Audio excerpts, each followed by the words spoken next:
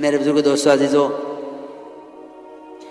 نماز کا اگر نماز قائم کر لی جاوے، واقعی نماز قائم کر لی جاوے، تو یقینی بات ہے کہ پورا دین قائم ہو جائے گا، کیونکہ آپ نے فرمایا ہے، یقینی بات ہے، من اقامها فقد اقام الدین، جس نے نماز کو اس طرح پڑھ لیا جس طرح نماز پڑھنے کا حکم ہے، من اقامها، جس نے نماز کو اس طرح پڑھ لیا جس طرح پڑھنے کا حکم ہے، اس نے اپنے پورے دین کو قائم کر لیا ہے، کیونکہ پورے دین کا سدھار اور پورے دین کا قیام وہ نماز پر موقوف ہے۔ میرے دوستو عزیزو، یہاں تو کوئی الزام دیے ہوئے ہے ماحول کو، کوئی الزام دیے ہوئے ہے شیطان کو، حالانکہ میں بہت ضروری بات عرض کر رہا ہوں، سب سے پہلا الزام بے دینی کا، سب سے پہلا سبب وہ تو میری اپنی نماز ہے، وہ تو میری اپنی نماز ہے، تو یہ بات دیکھنے کی ضرورت ہی نہیں ہے۔ حکام بدلیں گے تو حالات بدل جائیں گے، ماحول بدلے گا تو حالات بدل جائیں گے، نہیں، سارے دین کا مدار تیری اپنی نماز پر ہے، اس لیے کہ بات حق ہے، من اقامها فقد اقام الدین، جو نماز کو اس طرح پڑھ لے جس طرح پڑھنے کا حکم ہے۔ میرے دوست بزرگوں عزیزوں، اگر خدا کی قسم نماز کی طرح پڑھ لی جاوے تو دین کے کسی شعبے کا کوئی حکم ٹوٹ نہیں سکتا، یہ یقینی بات ہے۔ میں بات کر رہا ہوں نماز پڑھنے والوں کی، نماز چھوڑنے والوں کا تو کوئی ذکر ہی نہیں ہے، کیونکہ نماز کا چھوڑنا تو یقیناً کفر ہے، بعض کے نزدیک واجب القتل ہے اور بعض کے نزدیک واجب القید ہے کہ اس کو قید کر دیا جائے ہمیشہ کے لیے۔ امام صاحب کا مطلب تو قید کرنے کا ہے،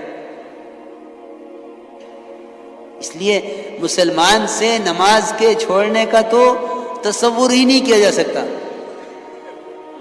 جس طرح ایک مسلمان سے کفر کا اور ارتداد کا تصور مشکل ہے، محال ہے، اس طرح ایک مسلمان سے نماز کا چھوڑنا، اس کا تصور مشکل ہے، محال ہے، ممکن نہیں ہے، کیونکہ یہ ممکن ہے اور ہوا ہے کہ غیروں نے نماز پڑھ لی ہے۔ میں نے ابھی عرض کیا تھا واسع بن اسقا کا واقعہ کہ نماز پہلے پڑھی انہوں نے، اسلام بعد میں قبول کیا۔ یہ تو ممکن ہے کہ ایک کافر نماز پڑھ لے، مگر یہ ممکن نہیں ہے کہ ایک مسلمان نماز چھوڑ دے۔ یہ تو ممکن ہے کہ کافر نماز پڑھ لے، یہ ممکن نہیں ہے کہ ایک مسلمان نماز چھوڑ دے۔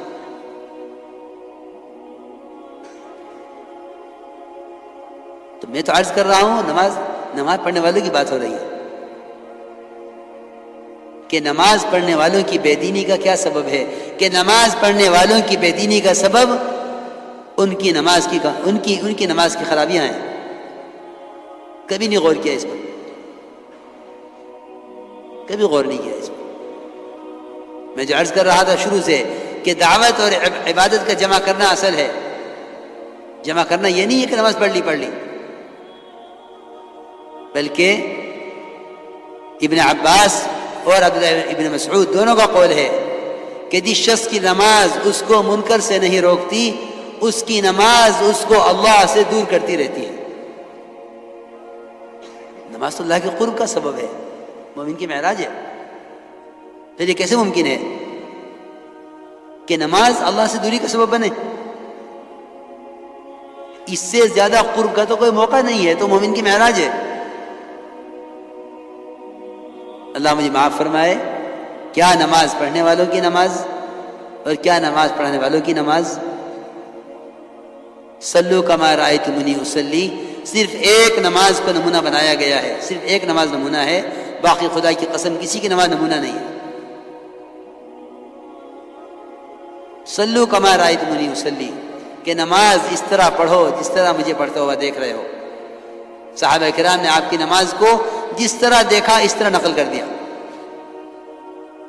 اس لیے حدیث میں آتا ہے کہ جو شخص رکوع سے اٹھنے کے بعد اپنی کمر کو سیدھا نہ رکھے اللہ اس کی نماز کی طرف نظر اٹھا کر نہیں دیکھتے. صحیح حدیث ہے. من لم يقم صلبه بين الركوع والسجود لم ينظر الله الى صلاته، کہ اللہ اس کی نماز کی طرف نظر نہیں اٹھا کر دیکھتے کہ یہ کیا کر رہا ہے. میرے دوستوں میں عرض کر رہا دین کا کمال نماز کے کمال میں ہے. دین کا کمال نماز کے کمال میں ہے کہ اپنی عبادات کے اندر کمال پیدا کرو. ایک جگہ اجتماع تھا، ہمارا وہاں جانا ہوا. جوڑ تھا سنا پرانوں کا.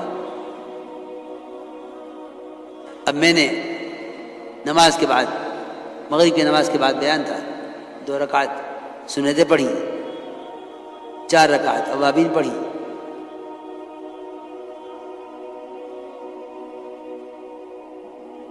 ایک صاحب کہنے لگے کہ مجمع جڑ گیا، دیر ہو رہی. میں نے کہا اس مجمع نے اوابین نہیں پڑھی، مجمع نے اوابین نہیں پڑھی. اس کا مطلب تو یہ ہوا کہ ہم دعوت میں لگے ہوئے ہیں عبادت کے شوق کے بغیر. یاد رکھنا یہ بات کہ اگر اس کام سے عبادت کی لذت محسوس نہیں ہوتی تو استدراج کا خطرہ ہے.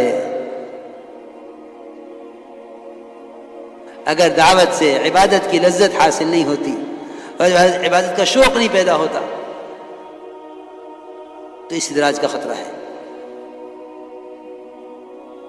کیونکہ دعوت سے جن عبادات میں کمال پیدا کرنا تھا، یہ دعوت کے لیے ان عبادات کے ساتھ کھیل رہا ہے.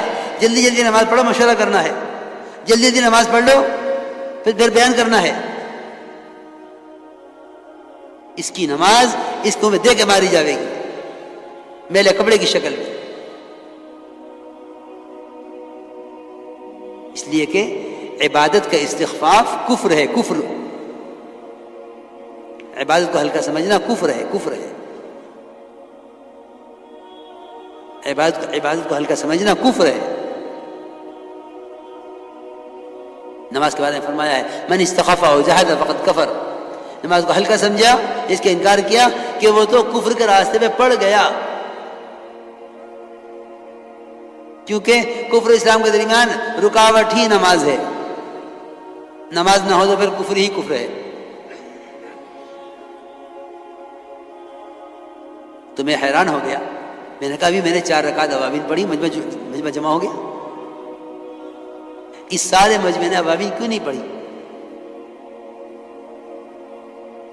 کیونکہ صحیح حدیث ہے کہ جو شخص مغرب کی نماز کے بعد 6 رکعت اوابین کی پڑھ لے، بعض نے 2 سنتوں کو شامل کیا ہے، بعض نے نہیں کیا ہے، 4 پڑھ لے یا 6 پڑھ لے،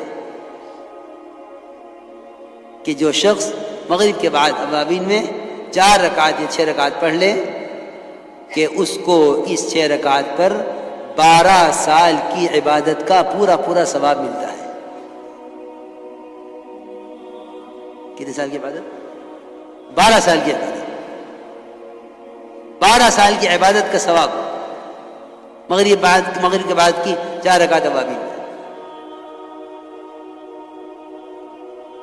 خوب تھک کے سو گئے، تہجد چھوٹ گئی. دیکھو یاد رکھنا دعوت کی محنت میں سب سے زیادہ مدد رات کے قیام سے ملے گی، اور اس کی ہمارے ماحول میں بڑی کمی ہے، بہت کمی ہے کہ سب سے زیادہ مدد جو ملے گی دعوت میں وہ رات کے قیام سے ملے گی. فرمایا اشد وقع اقوم قیلا، کہ نفس کو کچلنے والا رات کے قیام، اور دن بھر کی بات کو سب سے زیادہ واضح کر دینے والا ہے. دین کی بات کو واضح کر دینے والا ہے. رات کا قیام دن بھر کی دعوت کو واضح کر دینے والا ہے. اشد وقع اقوم قیلا، اقوم قیلا کا ترجمہ کیا علماء نے ابین قیلا، یعنی بات کو واضح کر دینے والا ہے. آپ صلی اللہ علیہ وسلم، ایک صحابی نے دیکھ کر عرض کیا کہ یا رسول اللہ آج تو آپ شکل سے بیمار معلوم ہو رہے ہیں. فرمایا میں نے اس بیماری کے ساتھ رات لمبی 7 سورتیں پڑھی ہیں قرآن کی. 1 سال تک صحابہ کرام پر تہجد فرض رہی، 1 سال تک. پھر اللہ نے 1 سال کے بعد تہجد کو نفل جو ہے تہجد کو نفل کر دیا، ورنہ 1 سال تک تہجد صحابہ پر فرض رہی۔ تو میں عرض کر رہا تھا کہ نماز میں کمال پیدا کرو،